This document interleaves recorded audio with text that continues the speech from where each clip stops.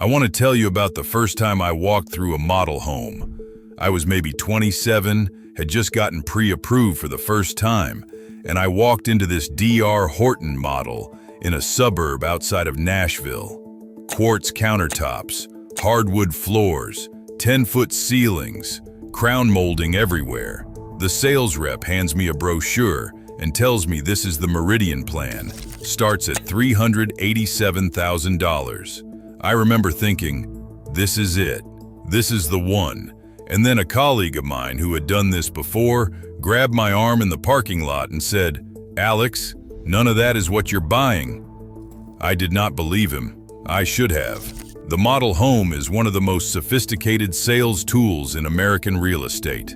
And after everything we have uncovered on this channel, the piece rate labor, the 15-year houses being sold on 30-year mortgages, the inspection system designed to protect the builder and not you, I think the model home might actually be the most dishonest part of the entire process.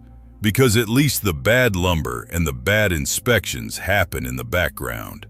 The model home fraud happens right to your face while someone hands you a cookie and plays soft music. Let me show you exactly how it works. When a volume builder like D.R. Horton or Lenner opens a new subdivision, they build 1 or 2 model homes before they build anything else. These are not normal production homes. They are marketing assets. The builder spends significantly more per square foot on the model than they will spend on any home they actually sell you. And they do this intentionally because the model is not a home. It is a sales environment. Every single detail of that space has been selected and arranged to make you feel a specific emotion. I want to live here. The flooring in the model is upgraded. The countertops are upgraded. The lighting package, those pendants over the island, the recessed lights in the tray ceiling, upgraded. The cabinets are a higher tier than standard. The trim is thicker. The doors are solid core instead of hollow. The appliances are the premium package. And here is the part that should make you genuinely angry. Almost none of this is included in the base price they quoted you. Builders mark up their design center upgrades between 40% and 100% above what you would pay if you source the same materials yourself. A backsplash that costs $800 at a tile retailer becomes a $1,600 builder upgrade. Kitchen cabinet upgrades that a reputable contractor would install for $8,000 become a $16,000 line item at the design center. And the sales rep, who is specifically trained in this, will tell you that it only costs you an extra $50 a month when you roll it into your mortgage. What they do not tell you is that $50 a month over 30 years at current interest rates is closer to $25,000 out of your pocket. But the finishes are only the first part of the scam. The second part is worse. The model home is built better than the homes they sell you. I want to say that again because it sounds unbelievable.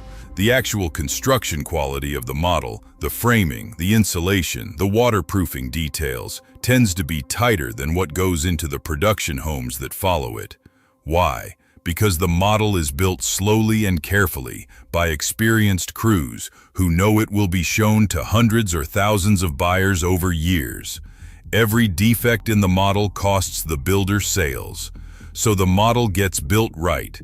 Your house gets built by a piece rate crew under a deadline, and as we covered in the Blacklist video, when you pay framers by the unit instead of by the hour, you get unit production, not quality production.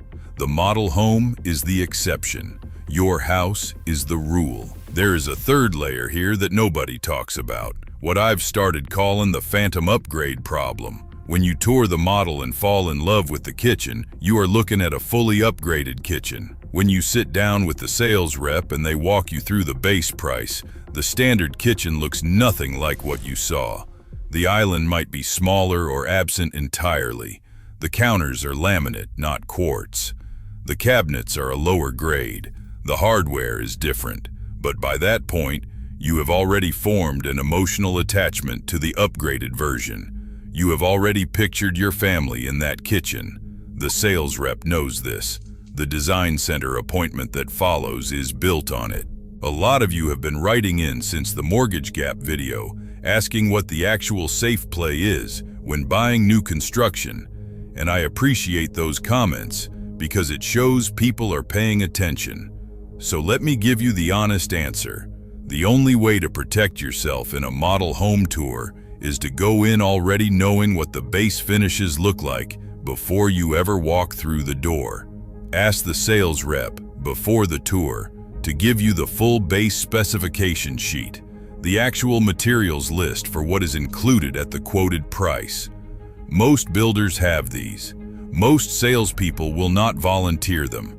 Some will actively resist giving them to you because once you see the base spec next to the model, the gap becomes obvious. And while we are on the subject, if you are in the middle of evaluating a builder right now, we put together a 47-point home buyer's audit guide that has a full model home tour checklist built in. It tells you exactly what questions to ask, what to photograph, and what to compare against the base spec before you ever sign a purchase agreement. It is in the description. Here is what you should actually be doing on a model home tour. Ignore the finishes entirely. Walk past the quartz counters. Do not touch the cabinets.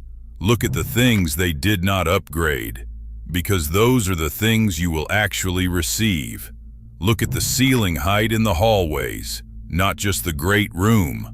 Open the closet doors and look at the framing. Open a window and check whether it operates smoothly and seals completely. Go in the garage and look at the drywall finish quality and the insulation at the rim joist. Go to the utility area and look at how the HVAC is installed and whether there is room to service it. These are the things that will actually be in your house. The kitchen island will not. Also, look at the lot the model sits on. Volume builders almost always put their model on the best lot in the community. The corner lot, the lot with the view, the lot that isn't directly behind a retention pond or a cell tower. The lot you buy is almost certainly not that lot. Ask to see every available lot in the community before you pick one, and understand that lot premiums, the extra charge for a better position, can add $20,000 to $50,000 to a base price that already had you stretching. There is a reason the volume home builder industry makes its real money at the design center and not at the base price. D.R. Horton's gross margins are running above 21%. Lenners are approaching 20%, even in a market where they are offering rate buy-downs and incentives to move inventory. Margins like that on a commodity product do not happen by accident. They happen because the sales system, from the model home to the design center to the 50 cents a month pitch, is engineered to extract the maximum amount of money from buyers who walked in emotionally and never recovered. The model home is beautiful. I get it. I have been in that parking lot. But beautiful is a design decision, not a construction decision. And the construction decisions, the ones that determine whether your house is still standing in 20 years, those were made by people you never met, on a timeline you were never told about, using a cost structure that was optimized for their margin, not your family's safety. Stop touring with your eyes. Start auditing with your checklist. That home buyer's audit guide in the description covers the model home tour, the pre-drywall inspection, the contract traps, every stage where the real decisions are being made. A lot of people have already grabbed it. If you are buying new construction in the next 12 months, it is the most useful 47 pages you will read before you sign anything. Link is in the description. Next time we are going inside the contract itself, specifically the clause that takes away your right to sue before you ever move in. If you thought the model home was bad, Wait until you see what their lawyers buried in paragraph 31. That one is coming up next.